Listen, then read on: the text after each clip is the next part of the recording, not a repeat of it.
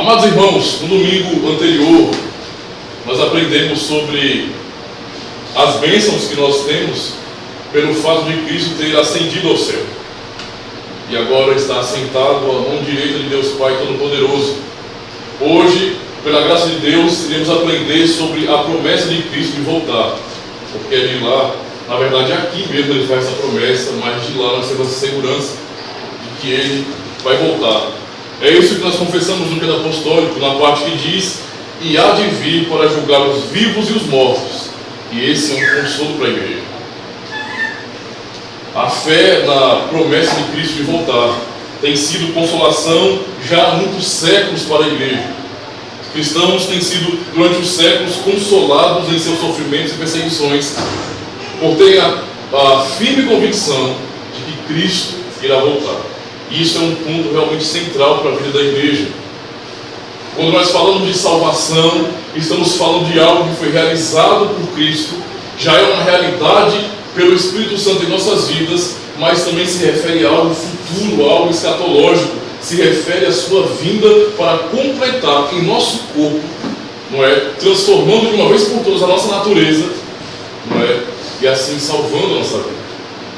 Hoje nós somos pela fé filhos de Deus, mas haverá um dia em que Cristo transformará o nosso corpo de maneira completa para termos um corpo glorioso como o dele. E então, de fato, de maneira perfeita, sermos filhos de Deus, não somente pela obra interna do Espírito Santo, mas isso que é interno, isso que é tão poderoso, que mudou o nosso coração e que, apesar de nossas falhas, nos leva à compreensão de que nós somos pecadores e que precisamos honrar a Deus. Isso vai expandir, vai crescer e vai dominar toda a nossa vida. Essa é a esperança que nós recebemos na promessa de Cristo. Nosso Senhor Jesus Cristo prometeu que vai voltar para buscar a sua igreja, e Ele ensinou isso, como também os apóstolos ratificaram essa promessa, ensinaram essa promessa e consolaram a igreja com essa promessa. A vida de Cristo é consolação para a igreja.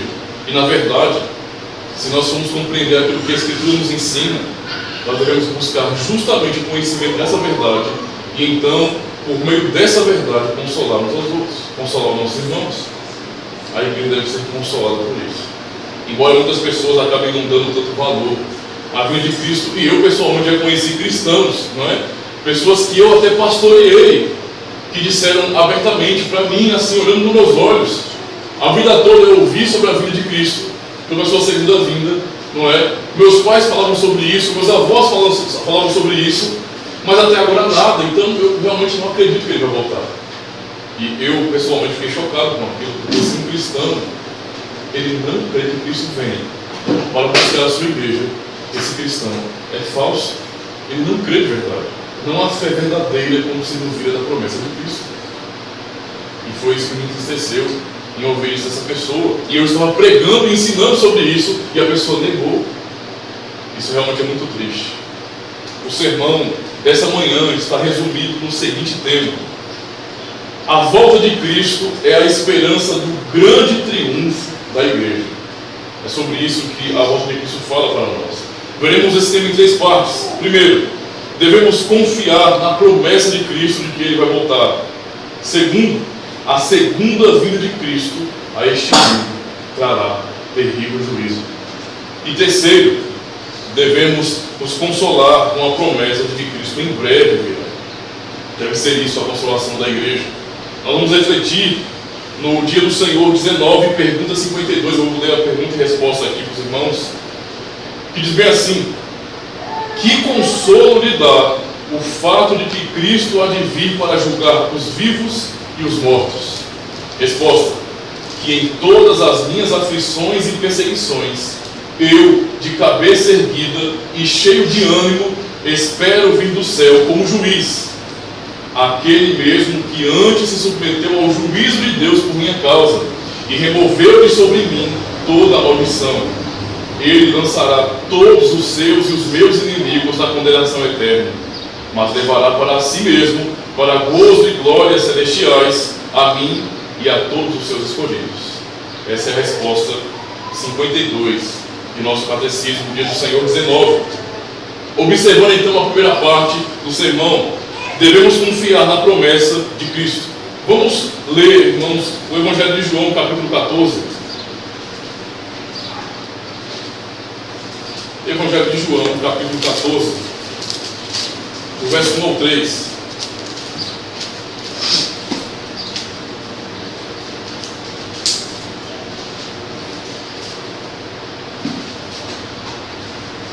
Amém? Diz assim a palavra do Senhor: não se turbe o vosso coração. Credes em Deus, crede também em mim. Na casa de meu pai há muitas moradas. Se assim não fora, eu vos teria dito. Mas vou preparar-vos lugar. E quando eu for e vos preparar lugar, voltarei e vos receberei para mim mesmo, para que onde eu estou, estejais vós também. Essa é a palavra do Senhor Jesus Cristo aos seus discípulos. Jesus prometeu, esse texto é a promessa de Cristo aos seus discípulos, inicialmente os apóstolos, mas ele se referia não somente aos apóstolos, aos discípulos imediatos ali, mas a todos aqueles que creriam no nome dele. Isso é, todos os eleitos de Deus que conheceriam o Evangelho. Essa promessa é muito importante para a igreja, tão importante que a nossa fé, a fé que nós confessamos no credo, por exemplo, que há de vir para julgar os vivos e os mortos, também está baseada nisso. Então percebe que isso é a sequência da ressurreição. Nós temos a obra de Cristo, morte, não é, toda a humilhação e sofrimento, recebendo o nosso inferno no lugar dele. Temos a ressurreição para a nossa justificação, para que ele vivo pudesse aplicar todos os benefícios conquistados por seu sacrifício nas nossas vidas. E então, antes de subir aos céus, temos a promessa de que ele voltaria para buscar os seus. Nossa fé está baseada nisso, irmãos. Isso é a realidade, de maneira que quem não crê nessa promessa da volta de Cristo, na verdade não crê em Cristo. Não crê na verdade. A questão é que nenhum dos artigos do credo pode ser negado, não é? Justamente porque eles expressam e resumem o ensino bíblico sobre a fé.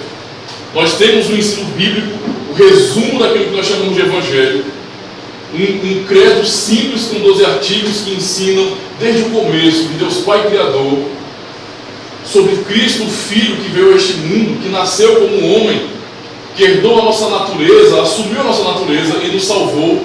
O credo fala sobre a sua obra e como ele foi condenado, como fala também que ele ressuscitou e de lá, do céu, o seu trono, onde ele está sentado, à direita de Deus Pai Todo-Poderoso, ele virá buscar a sua igreja.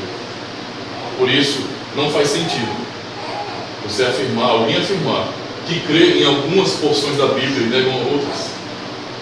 Não tem o menor sentido um cristão dizer, não, pastor, eu creio realmente que a Bíblia é a palavra de Deus, só que tem umas coisinhas aí que eu não consigo aceitar, porque elas não conseguem ser comprovadas cientificamente, porque a linguagem delas não é científica, porque não faz sentido para mim, porque para mim deveria ser assim. Há cristãos e há pessoas que são assim, há cristianizados, na verdade, que são assim, que têm esse pensamento. Nós não podemos negar a Escritura e devemos confessar a Escritura de maneira integral. Tudo o que a Bíblia ensina é a verdade para nós, e é isso que é a fé verdadeira. É confiar em tudo que Deus revelou em sua palavra, e não em alguns trechos, e não naquilo que nos convém, naquilo que nos interessa, mas em tudo. Desde aquilo que parece mais bonito, não é? Aquilo que parece belo e esperançoso, até mesmo aquilo que é terrível, até mesmo a revelação de Deus sobre sua ira. Nós temos que confiar no que a Bíblia diz sobre Deus, porque é Deus dizendo sobre Ele mesmo. Cristo prometeu que iria voltar para a sua igreja, e essa promessa, como lemos em João 14, diz respeito ao fato de que Ele iria preparar lugar para nós. Foi isso que Ele disse aos seus discípulos, ou seja, Ele foi o nosso precursor, Ele foi primeiro e preparar lugar para nós. E como Ele promete de maneira muito clara, o seu desejo, o seu objetivo ao subir ao céu, preparar lugar, é para nos buscar. Justamente como o texto diz, como Ele diz aos seus discípulos, para que onde Ele está, como Ele diz, nós também estejamos. É esse o propósito de Cristo. Ele está na presença real de Deus e quer nos levar para lá. Na presença real de Deus.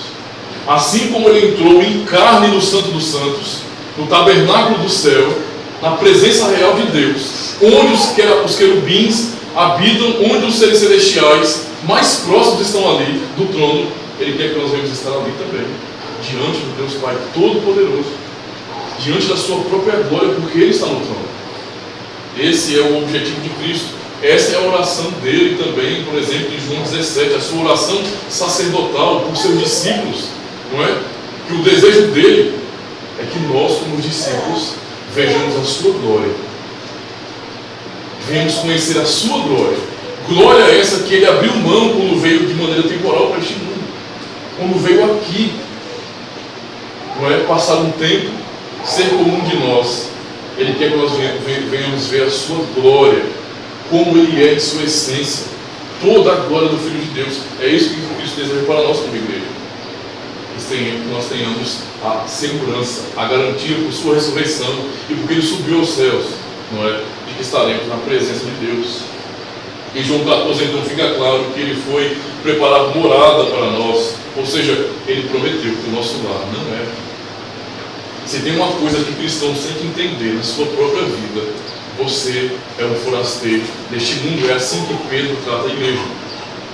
Se você crê em Jesus Cristo, se você confia em sua ressurreição, no poder de sua obra, em sua promessa, saiba que o seu lugar, o seu lar, o seu tão sonhado lugar de descanso não é aqui. Você pode correr atrás e deve correr atrás, não é? De construir alguma coisa neste mundo. Você pode e deve fazer isso. Não há problema disso. Deus quer de fato nos ver felizes aqui e nos abençoar com bens materiais também. Mas Ele não quer que nós, como mundo, venhamos colocar o nosso coração neste mundo. Imaginar que vamos correr atrás de ter uma casa própria, o nosso lar, construir a nossa própria vida aqui, uma estrutura familiar boa, tudo isso é muito bom, mas o nosso coração não pode estar preso aqui.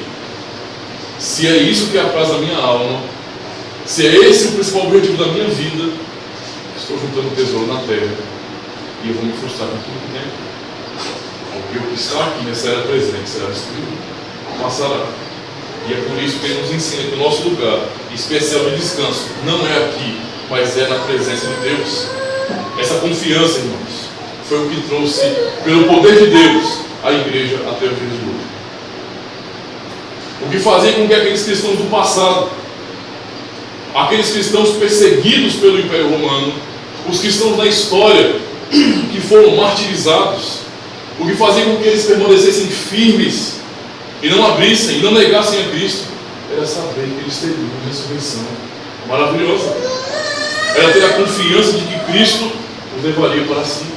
Não é isso que Paulo diz? Não é tão bom a expressão de Paulo quando ele fala que se eu morrer hoje, se hoje me levarem, eu estarei com Cristo. Foi essa a razão, não é, que levou Paulo a escrever cartas na prisão. Ele estando preso, velho, doente, ali, já sofrido de muito tempo de batalha, estando preso, já sendo sentenciado à morte, ou seja, ele foi preso para ser morto mesmo. Ele estava esperando o dia de ser morto. Mas enquanto esse dia não chegava, ele consolava as igrejas, ele anunciava o evangelho da prisão para a igreja e animava os irmãos a permanecerem firmes. Paulo poderia, diante da situação que ele vivia, das circunstâncias, fazer como muitas pessoas fazem hoje, não é? E dizer, como por exemplo a mulher de Jó disse: amaldiçoa teu Deus e morre. Não vale a pena servir a Deus assim. Uma vida religiosa dessa forma, ser um cristão é muito difícil desse jeito. Eu não quero ser um cristão fiel, porque ser fiel diz respeito a que eu vou ter perseguição nessa vida, eu vou ter que lutar contra mim mesmo, o que é pior de tudo. Então é muito ruim ser um cristão fiel. Mas não, ele animou os irmãos, ele demonstrou de fato a esperança em Jesus Cristo. Isso é o poder de Deus, irmãos, atuando na vida da igreja, para que eles possam confiar na volta de Cristo. Os discípulos morreram crendo nessa promessa, deram suas vidas confiando na vida de Cristo, para a sua completa libertação da corrupção do pecado. Eles tinham uma convicção pessoal na promessa, pois quando olhavam para toda a história do povo de Deus, para a história de Israel, o que eles poderiam testemunhar, conhecendo a história do povo de Deus, era a fidelidade do Senhor. Todas as suas promessas cumpridas. Eles tinham um testemunho histórico então para saber que Deus é fiel à sua aliança. De modo, irmãos, que toda a fé está baseada nisso. Então não existe fé sem a confiança nas promessas de Deus. Não existe fé se não confiar na fidelidade de Deus à aliança. Então, o crer de maneira solta não significa absolutamente nada. Qualquer pessoa de qualquer religião pode crer alguma coisa. Ateus têm convicções. Pessoas variadas têm convicções. Todo mundo tem convicção em alguma coisa, mas isso não significa absolutamente nada. A fé verdadeira implica em que nós confiamos no que Deus disse, no que Ele prometeu. E é isso que faz toda a diferença na vida do povo de Deus. Observando, por exemplo, Abraão. O que nós lemos, por exemplo, em Gênesis 12:1. Sai da tua terra, da tua parentela, da casa do teu pai, e vai para uma terra que eu te mostrarei. Deus fala com Abraão, demonstrando isso. Você precisa confiar no que eu estou dizendo. Você não sabe para onde você ainda, eu ainda vou te mostrar. Você vai largar tudo. Você vai largar sua família, seus parentescos aqui. Tudo que você construiu durante anos. Porque Abraão já tinha 70 e poucos anos quando Deus chamou ele. Não é? Ou seja, ele viveu uma vida inteira ali. Ele tinha toda uma cultura sobre a vida dele. Uma família enorme. Não é? E Deus ordenou a Abraão. Deus chamou Abraão e fez promessa. Sai da tua terra, da tua parentela. Ou seja, sai da tua pátria. Sai do meio dos teus parentes. Sai da casa do teu pai. Sai do meio dos teus irmãos. Sai de onde a sua mãe está. E vai para o lugar que eu ainda vou te mostrar. Eu vou fazer de você uma grande nação. Essa é a promessa de Deus a Abraão, e Abraão teve que simplesmente largar tudo. Assim também nós aprendemos com Jesus Cristo. Porque é isso que ele deu aos seus discípulos. Ele disse: eu vou preparar lugar para vocês. Assim como Abraão tinha que confiar na promessa de Deus, a igreja precisa confiar na promessa de Cristo. Eu vou preparar um lugar para vocês. Eu vou preparar uma morada que está além de uma Canaã física, territorial. Eu vou preparar um lugar especial para vocês. Não um lugar simbólico. Não um lugar que apenas representará alguma coisa, que representa alguma coisa, mas vou preparar para vocês um lugar verdadeiro diante de Deus. Essa é a esperança da igreja. Como foi com Abraão, que recebeu a promessa de que chegaria ao lugar que Deus ainda iria mostrar. Assim também Cristo nos revelou. Aliás, não nos revelou no dia da sua vinda. É a mesma realidade. Não é? Abraão, os teus filhos vão morar nesse lugar. Eu darei essa terra à tua descendência. Abraão nem tinha filhos. E Jesus Cristo fala aos seus discípulos: eu vou preparar morada para vocês. Eu vou embora, eu vou para meu pai, mas eu voltarei e vos levarei para mim mesmo. Vocês estarão onde eu estou. Assim a igreja deveria confiar também, como Abraão. Assim como Abraão, irmãos, caminhou pela fé, a igreja também é chamada a caminhar pela mesma fé. Nós somos aquele mesmo povo, o povo da aliança, o povo que está andando em um deserto, confiando nas promessas de Deus. Tudo que nós temos são as garantias que Deus nos deu, e isso é tudo. E isso é muito mais do que nós podemos tocar.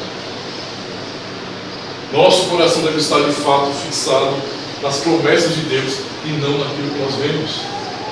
Essa é a realidade.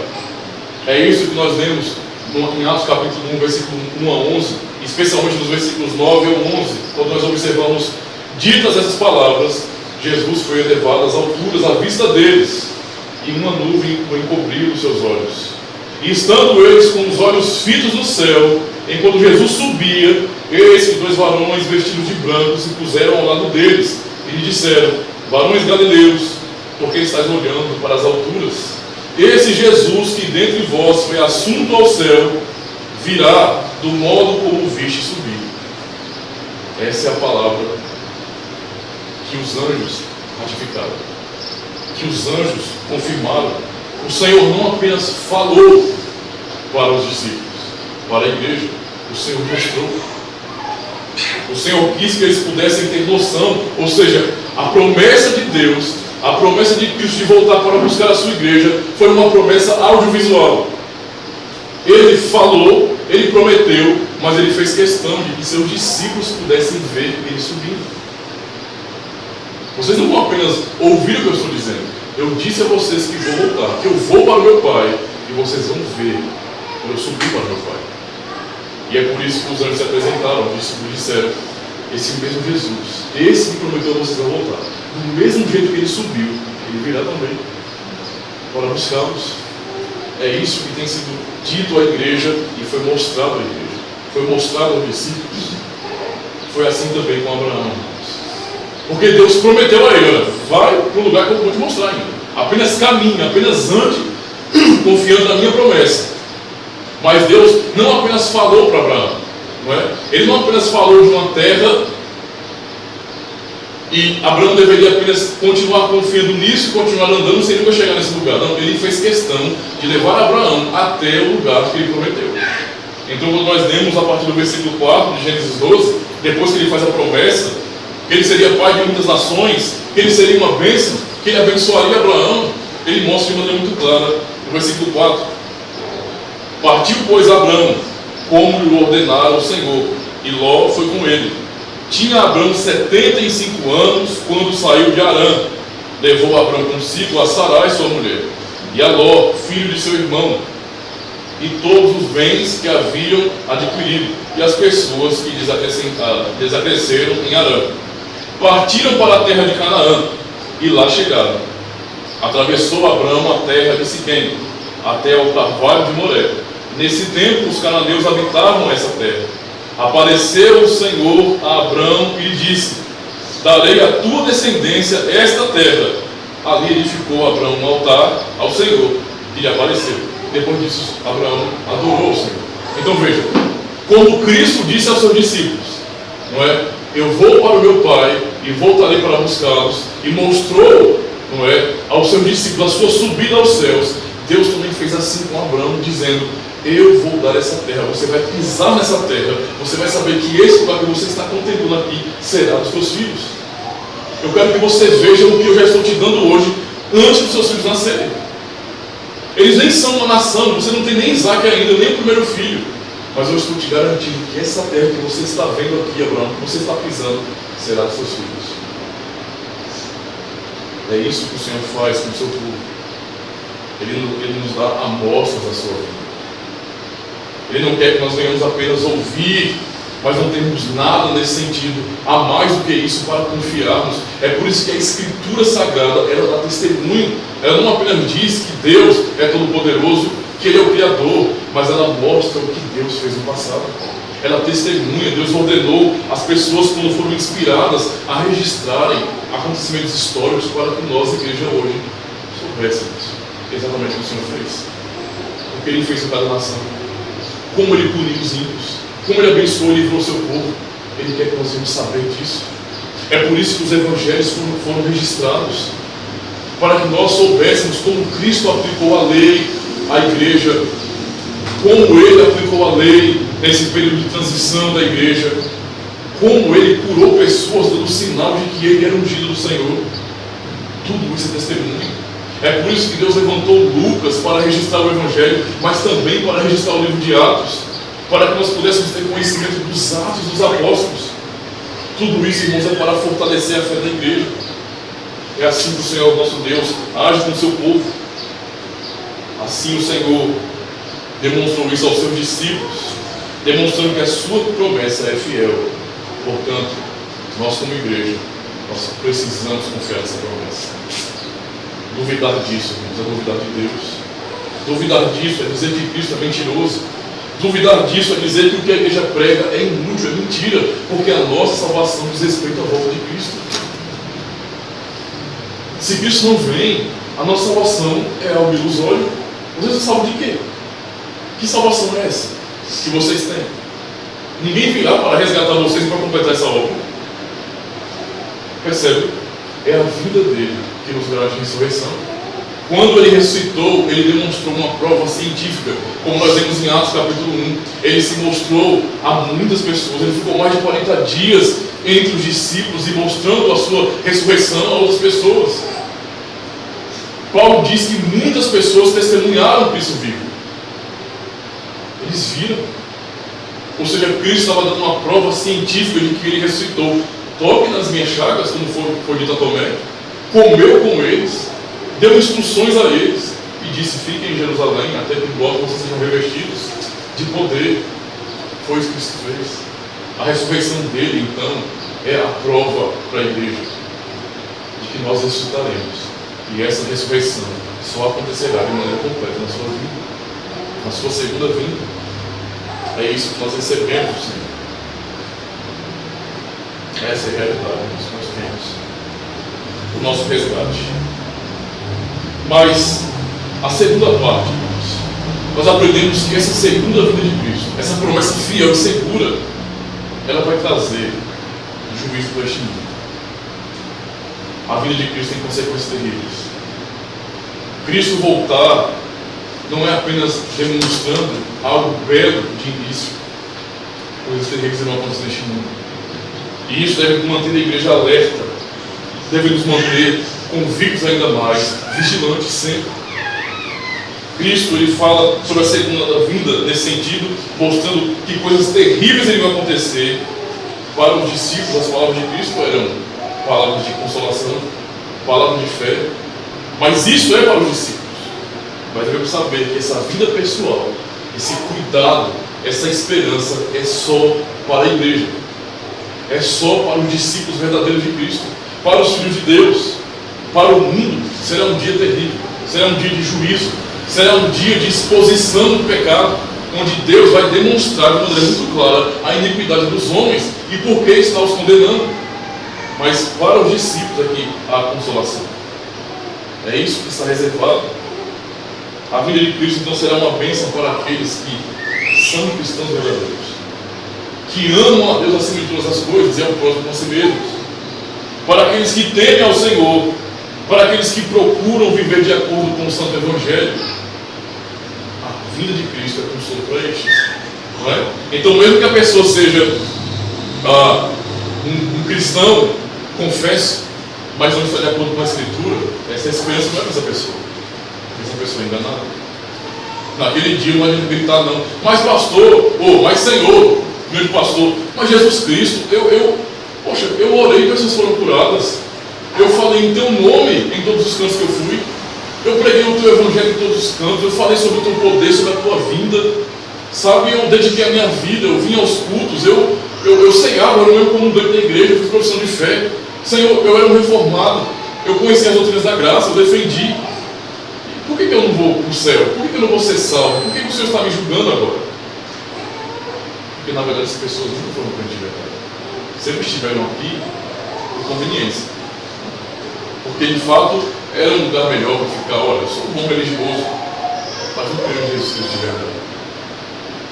As promessas que Cristo dá sobre a sua vida são terríveis.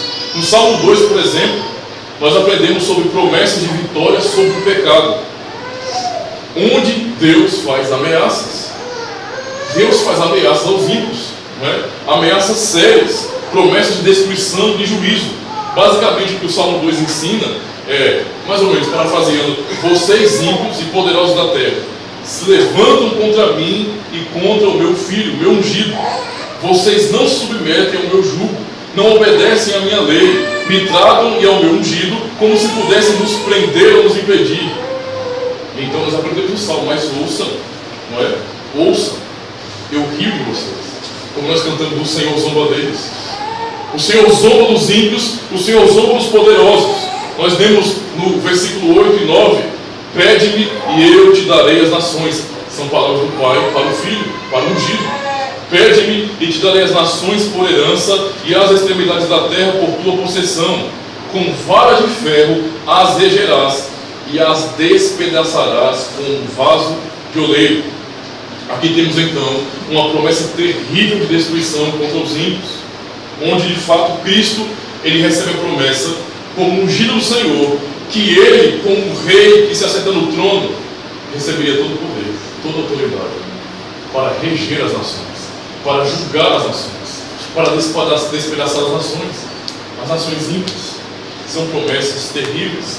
O clamor do Salmo 2, irmãos, é um clamor terrível de exortação. Arrependam-se, humilhem-se diante do Senhor e do seu ungido, temam ao Senhor, não fiquem tentando zombar de Deus, porque Ele está vindo de vocês.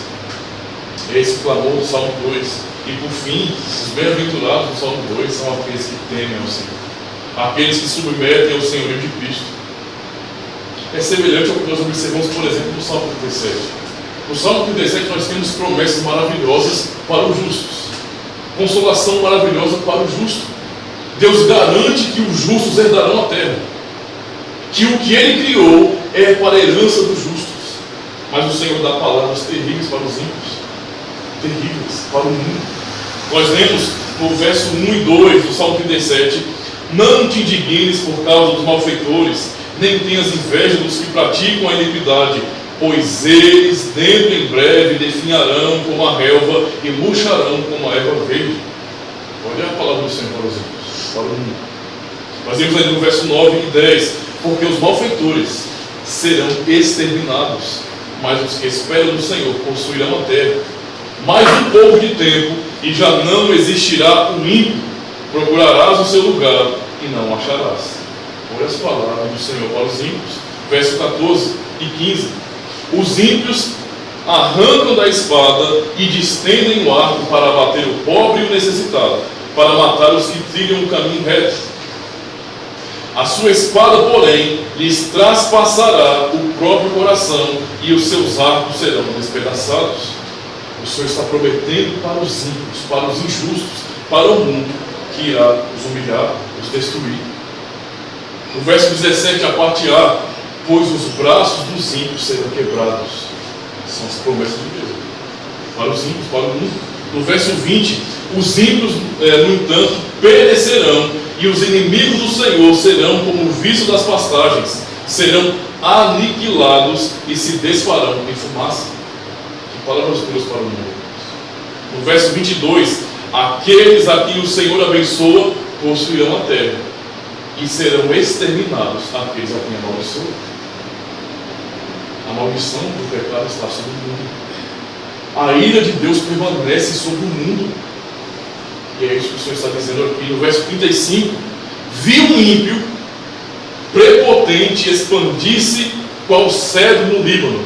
Olha a descrição do que Davi estava vendo. Inspirado por Deus, ele escreve isso. Vi um ímpio prepotente expandir-se qual cedro no Líbano. Passei e eis que desaparecera. Procurei e já não foi encontrado. Olha a palavra aqui. Nós estamos contemplando os ímpios crescendo, não é? Os projetos dos ímpios parecem que dão muito certo. Eles estão lá. Mais um pouco. Eles não serão encontrados.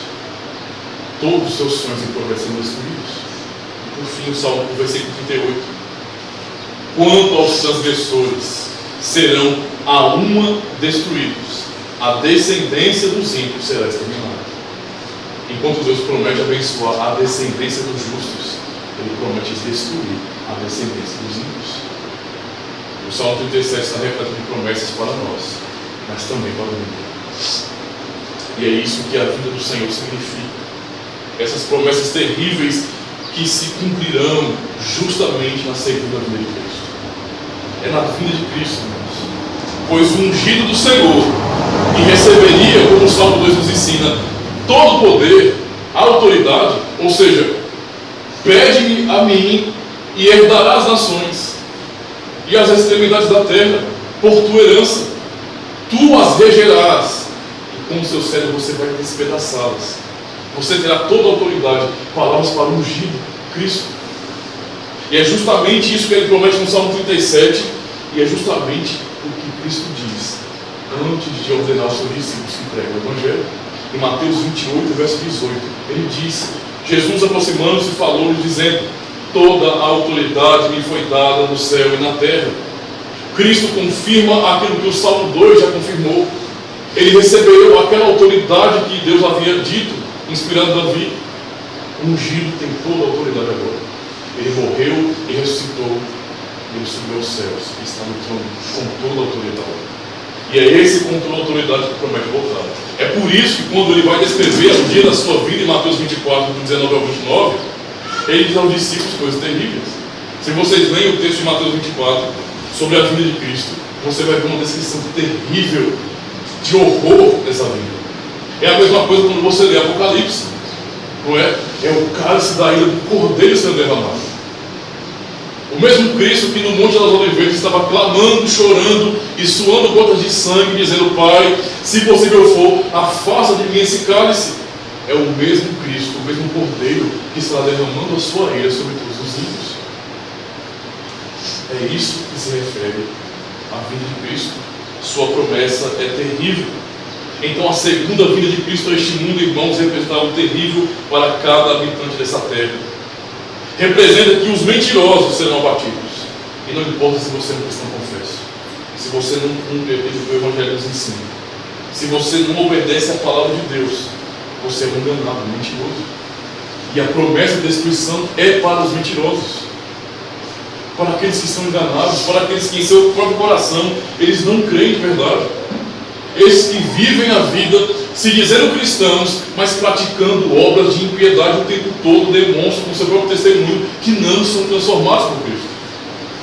É Paulo, inspirado pelo Espírito de Deus, é quem diz em Romanos 8, versículo 9, a parte B: e se alguém não tem o Espírito de Cristo, esse tal não é dele. Se você tem o Espírito de Deus habitando em você, a sua vida todos os dias vai sendo moldada à imagem de Cristo, porque foi para isso que você foi eleito desde a da fundação do mundo. Se não há transformação, se não há avanço na sua vida, se não há constrangimento por causa dos seus próprios pecados, se não há desejo de mudança real no seu coração, você não pertence a Cristo. E se você não pertence a Cristo, as promessas de juízo são para você. É isso que ele diz ao mundo: que os adúlteros, os imorais, os impuros, os ladrões, todos eles receberão juízo. Não existe, então, irmão, diante de Deus, nós sabemos que existe a aplicação do pecado, pecadinho e pecadão. Antigamente não se falava sobre isso, não é? Existe socialmente falando, e Deus revela pecados que ele de fato odeia, abomina. Um deles é a questão da promiscuidade sexual, a perversão do casamento, da sexualidade, como ele revelou, que representa essa união de Cristo com a sua igreja. No fim, um casamento representa justamente isso, o casamento de Cristo com a sua igreja. É a coisa mais sagrada e mais elevada para nós. E se os relacionamentos sexuais do mundo não expressam isso, o casamento de Cristo e a igreja são uma abominação do Senhor. Por isso que ele odeia tanto isso. Por isso que ele de fato abomina a promiscuidade sexual. Porém, diante dele, toda a quebra da lei é para ser condenada.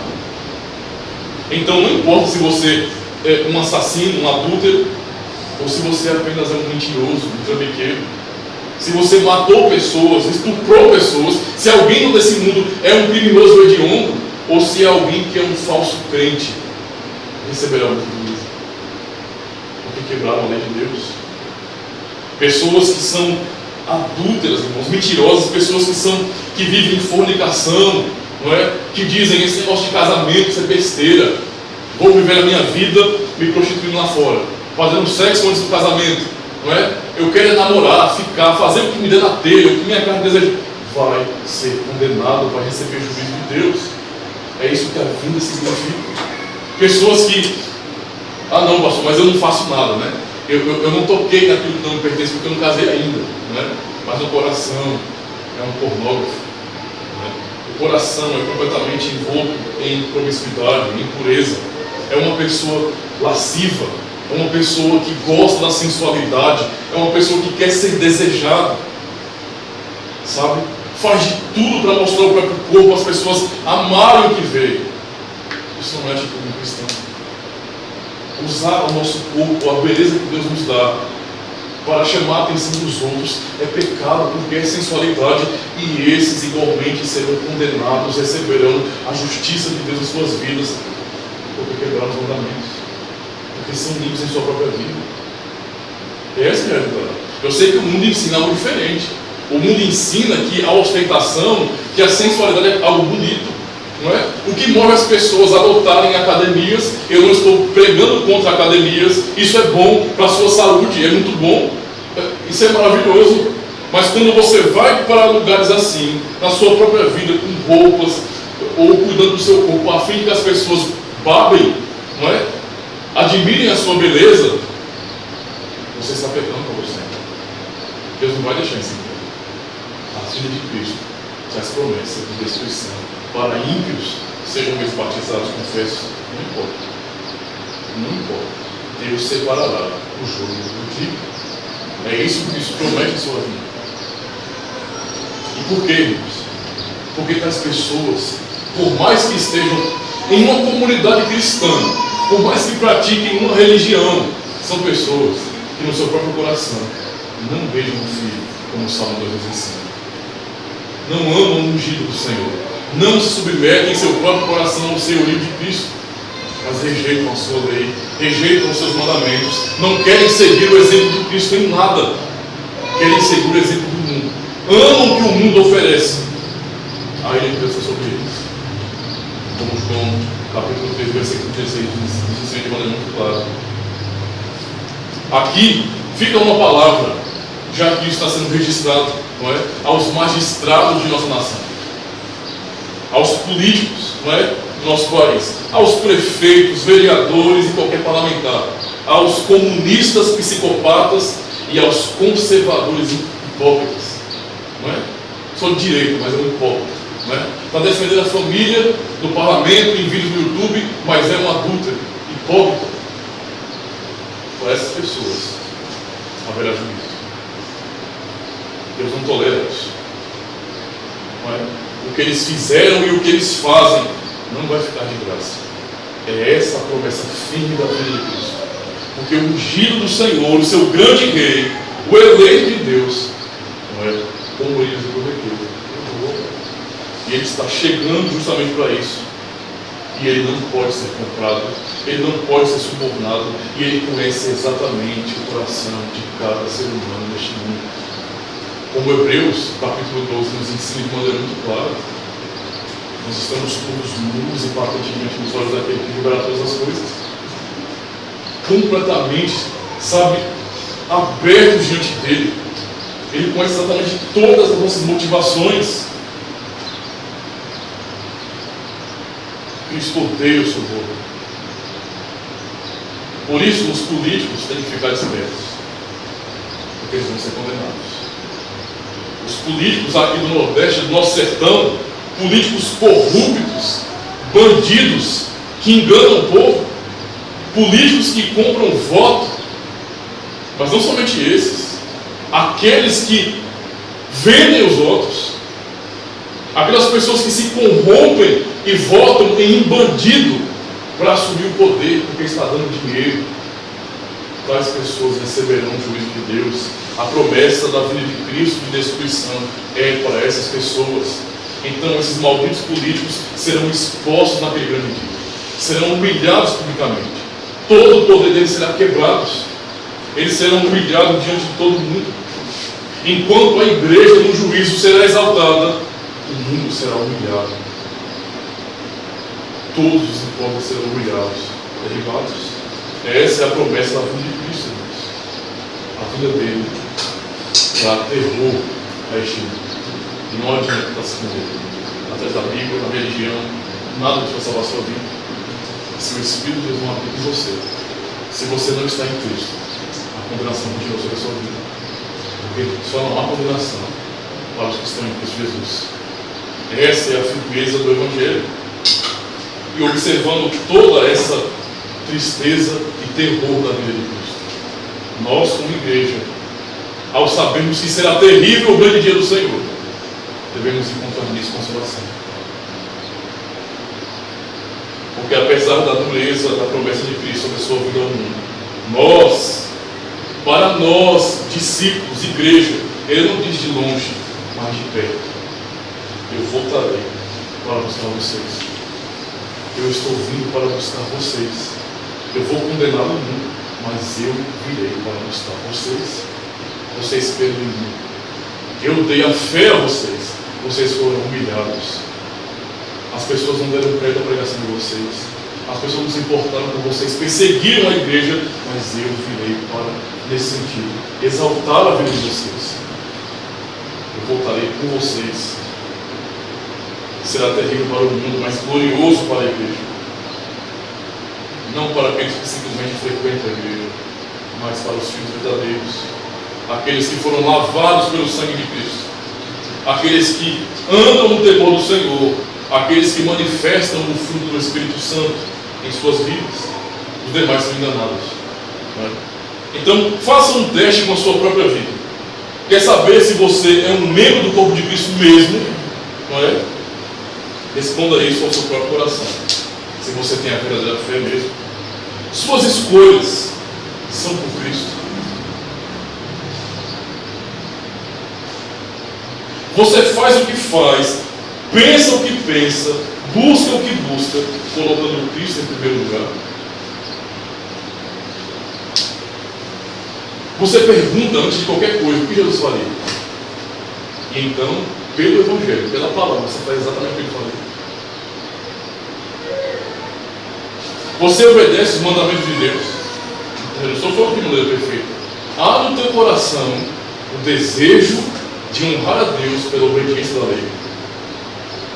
Ou você continua vendo a lei de Deus, os mandamentos, como uma espada para te matar. Porque se você vê assim, não haverá prazer na sua obediência. Você, dentro em breve, vai rejeitar os mandamentos. Você se entristece por causa dos seus próprios pecados? Ou você é mestre em olhar os pecados dos outros? Você é ávido em observar o erro dos irmãos? Eu não gosto do jeito do irmão fulano fala demais, irmão fulano é chato, isso e aquilo, irmão fulano vacila naquilo ali, e não olha para a sua própria vida. Você se entristece por causa dos seus próprios pecados? Ou quando você vê o seu irmão pecando, você se entristece por ele? Ou você tem prazer de reproduzir o erro do seu irmão? Tem que pensar nisso.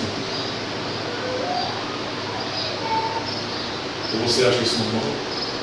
Você não se escandaliza com o pecado mais? É normal para você o pecado?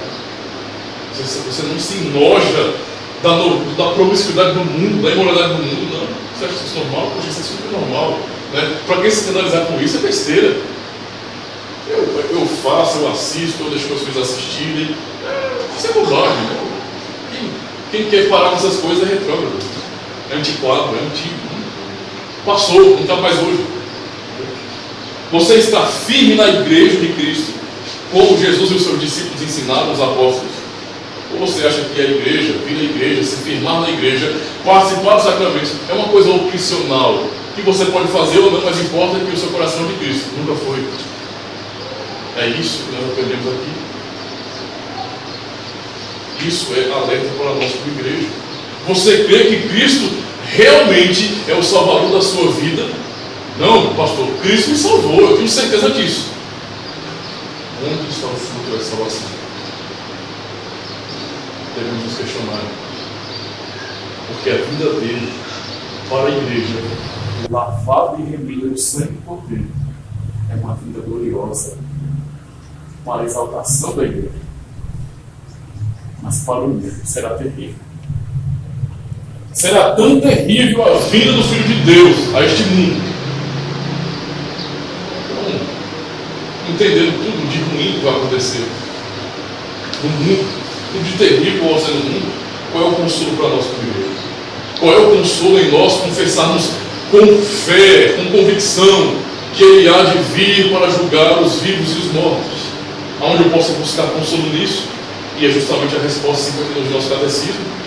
Nós temos que olhar para essa resposta entendendo como a nossa própria convicção pessoal, e nós vemos que em todas as minhas aflições e perseguições, eu de cabeça erguida e cheio de ânimo, espero vir do céu como juiz, aquele mesmo que antes se submeteu ao juízo de Deus por minha causa e removeu de sobre mim toda a maldição.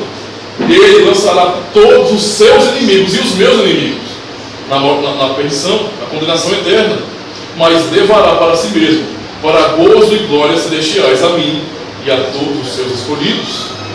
Cristo se apresentou a Deus por nós, e essa é a minha convicção, é saber que Ele vem, e essa vida gloriosa para nós como igreja, não é por nossa própria vida, é porque de fato Ele veio para completar em nosso próprio corpo essa redenção. Minha consolação é que naquele dia, apesar de ter sofrido neste mundo, naquele dia, nós como igreja seremos exaltados. Todo mundo verá a noiva do Cordeiro gloriosa naquele dia. Todas as nações da terra se lamentarão quando Cristo vier. Porque todos vão testemunhar Deus exaltando o povo que foi odiado e perseguido no mundo. É isso que o mundo vai contemplar. E essa é a nossa esperança, essa consolação maravilhosa. De saber que Ele vem para exaltar o seu povo, mas também que Ele vem e Ele lançará todos os seus inimigos, os inimigos da igreja, no inferno. Essa é a resposta, irmãos, para nossas vidas sobre a vinda de Cristo. Todos aqueles que perseguiram a igreja no passado, mataram pais de famílias porque estavam recitando o Pai Nosso, ou porque estavam lendo a Bíblia, a Escritura, na sua própria língua. Queimaram pessoas por heresia em fogueiras. Hoje ainda, do mesmo jeito, muçulmanos fazem isso com cristãos. Matam os pais, matam os filhos para que os pais neguem a fé em Jesus Cristo. Nada disso ficará impune. A consolação de Deus não é só que Ele vai exaltar o seu povo, mas é porque Ele vai vingar o sangue dos seus santos. Ninguém que fez mal contra a igreja permanecerá. É por isso que Ele diz de maneira muito clara em Romanos 8 e 18: a glória revelada, que será revelada, não pode ser comparada com isso. Toda a humilhação que tivemos aqui será revertida em glória quando Cristo vier. Seremos manifestados como filhos de Deus. Toda a criação será exaltada. A criação será redimida do cativeiro do pecado pela manifestação dos filhos de Deus. É isso que nós, como igreja, temos de esperança, irmãos. E essa doutrina da vinda de Cristo, ela foi um consolo muito importante para a igreja. Um consolo apostólico. É por isso que Paulo, quando trata na sua primeira carta aos Tessalonicenses, capítulo 4, verso 16 ao 18, ele diz: porquanto o Senhor mesmo, dada a palavra de ordem, ouvida a voz do arcanjo e ressoada a trombeta de Deus, descerá dos céus, e os mortos em Cristo ressuscitarão primeiro. Depois nós, os vivos, os que ficarmos, seremos arrebatados juntamente com eles entre as nuvens, para o encontro do Senhor nos ares, e assim estaremos sempre com o Senhor. Consolai-vos uns aos outros com estas palavras. Como Cristo subiu à vista de seus discípulos e os anjos ratificaram, demonstraram a promessa: do jeito que vocês viram ele subir, ele vai descer. Paulo está dizendo aqui: ele descerá dos céus no tempo certo. Vocês ressuscitarão primeiro. Nós, os que ficarmos vivos, seremos arrebatados. Cristo subiu aos céus, ele foi oculto dos discípulos entre as nuvens. Nós também seremos elevados às nuvens. É o que Paulo está dizendo aqui. Ele diz: consolem-se uns aos outros com estas palavras. A consolação de vocês como igreja é a vinda de Cristo. O que vocês querem como igreja? O que nós buscamos como igreja? Que consolo nós queremos? Um tapinha nas costas e dizer que, olha, o clima político do nosso Brasil mudou. Agora um candidato de direita está governando o Brasil. Isso é consolação verdadeira? Olha, o nosso país agora é um país capitalista, é de livre mercado, é um país conservador. Nós podemos agora defender nossas famílias de bandidos. Para quem está lutando por porte de armas, poxa, é maravilhoso. A Bíblia nos dá dia de defesa. Isso é uma consolação maravilhosa. Vamos poder defender os criminosos. Isso não é consolação para a igreja. Porque isso acontecendo ou não, seremos igreja do mesmo jeito. A consolação para a igreja, se o clima político vai bem ou mal, é a vinda de Cristo. E é isso que tem que fortalecer nosso coração. Mais nada pode estar em nosso coração como consolação verdadeira, somente a vinda de Cristo. Se hoje o governo se levantar contra a igreja de maneira violenta e nos matar, Cristo nos vingará. Essa é a realidade da sermos ungidos do Senhor. Ele vai vingar o sangue dos seus santos, o sangue da sua igreja. Essa foi a consolação daqueles irmãos. Não só porque Cristo prometeu isso, mas essa era a consolação, irmãos, de uma nova pátria, de um lar verdadeiro, até para os santos da antiga aliança, até para os crentes da antiga aliança, até eles que andaram confiando na promessa de Deus, de que entrariam no descanso, confiavam também na mesma coisa, tinham a mesma esperança que nós temos hoje.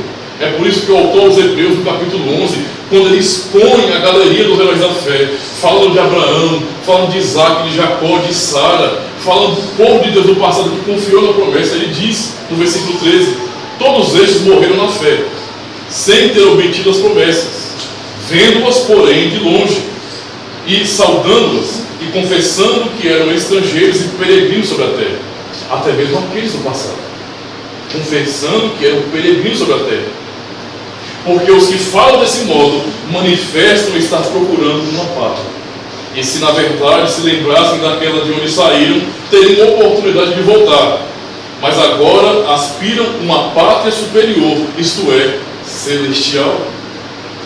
O lar prometido por Cristo também era o lar que aqueles santos do passado esperavam. Eles não estavam limitando a sua fé em apenas um cumprimento local, mas eles, como herdeiros da promessa, como crentes na promessa de Deus, esperavam por algo maior, algo que viria por meio de Cristo. Era isso que eles aguardavam.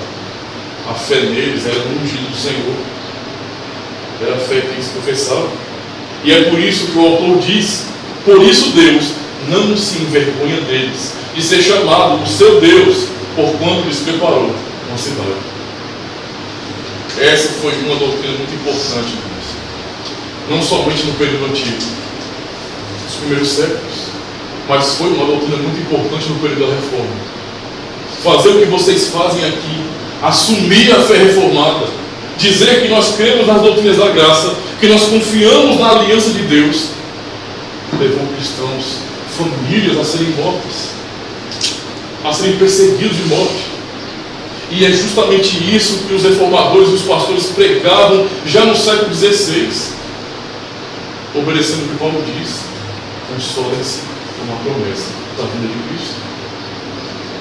Não neguem o Senhor que vocês confessaram, mas tem que ser isso, de fato, a promessa da vida de vocês é a confiança.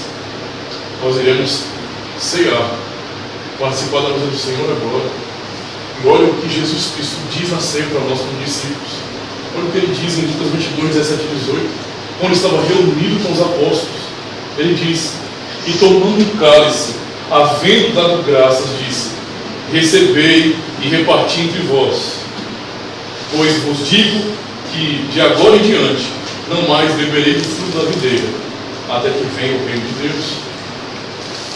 Jesus estava ali, prometeu aos seus discípulos: eu venho.